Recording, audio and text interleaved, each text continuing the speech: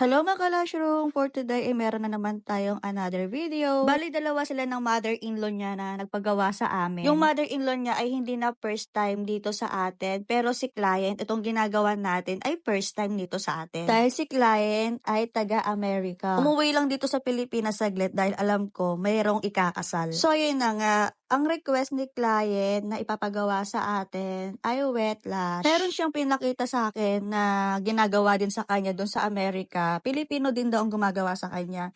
So, doon sa nakita ko na pinakita niya sa akin ay mukha nga siyang wet lash. Tinanong ko na lang si client kung ano ba yung gusto niyang style or set, kung nakakaliit ba ng mata, nakakalaki ba ng mata. So, ang gusto ni client ay nakakaliit ng mata, which is bagay din naman sa kanya. Anyway, ang ipapagawa ni client ay hindi lang lashes, kundi brow lamination. Pero ang video ito ay umiikot lang kung paano ako mag-eyelash, gumawa ng wet lash. Hindi ko na sinama rito kung paano ako gumawa ng brow lamination. Pag sinama ko pa sa video ito, uy, sobra na.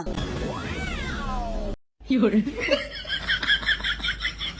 Sa part na to, maglalagay na ako dito ng eyelash extension dito sa natural lashes. Sa paglalagay ng extension ay hindi pwedeng nakadikit sa balat ni client. Hindi pwede. Kasi meron pa rin ako nakikita hanggang ngayon na mga nakadikit pa rin sa balat, mga naka-overglow, hindi pwedeng i-brush. Kasi kapag dinikit natin yan sa balat, may tendency na mamagay yung eyelid ni clients, ma-irritate yung kanyang mata. So dapat naka-proper isolation tayo, naka-proper way tayo sa paglalagay ng eyelash extension para hindi rin natin ma-damage yung natural lashes ni client. Kaya dapat lagi tayong mag-iingat sa paglalagay ng eyelash extension sa ating mga kliyente para babalik at babalik sila. Ngayong gamit natin na lash glue ang Jenny Lash. So, GR yung nakalagay sa label. At ito naman yung outcome ng gawa natin ng brow lamination at yung request niyang wet lash cut eyes. So, sa brow lamination, hindi ko na siya nilagyan ng tint kasi, yeah, kitang-kita naman at magandang-maganda naman yung pagkakagawa natin.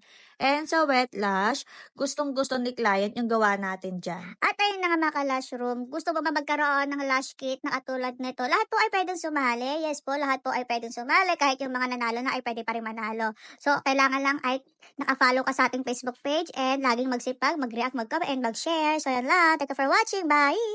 Mwah!